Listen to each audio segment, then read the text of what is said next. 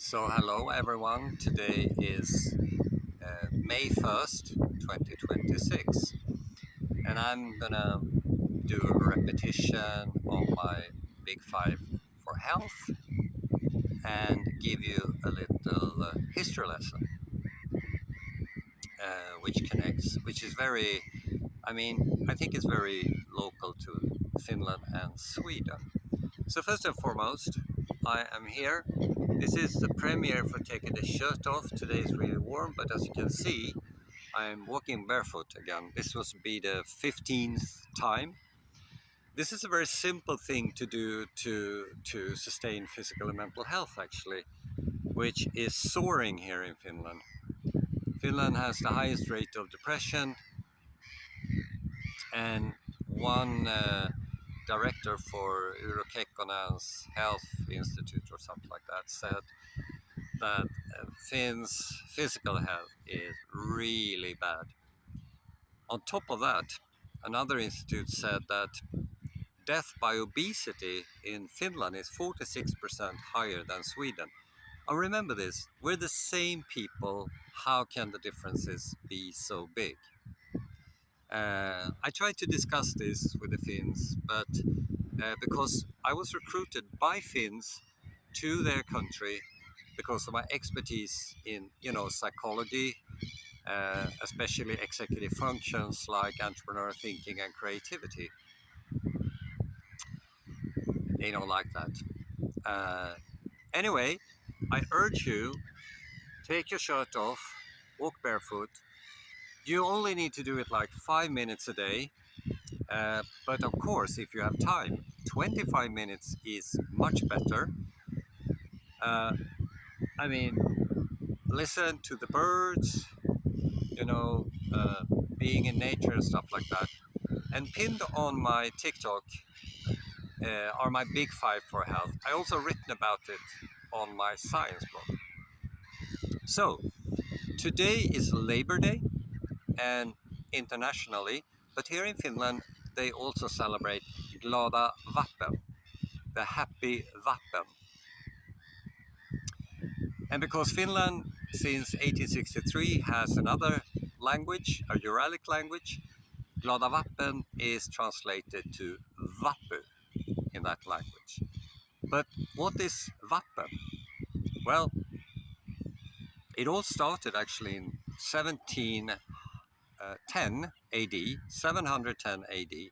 That's more than 1300 years ago. Uh, a girl was born in England, and when she grew up, she became a nun, and her name was Walpurga. This is the time when Europe became Christianized, and when what is now Germany and France was the Frankish kingdom, one of the most mightiest kingdom ever. Now she was called to the Frankish kingdom by an archbishop to help him Christianize the Germanic tribes.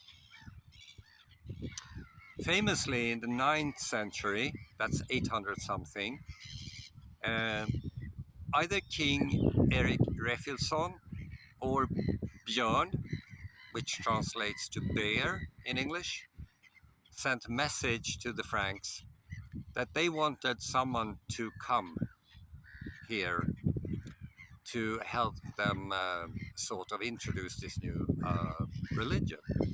Famously, Ansgar arrived, was it like 820 or something like that?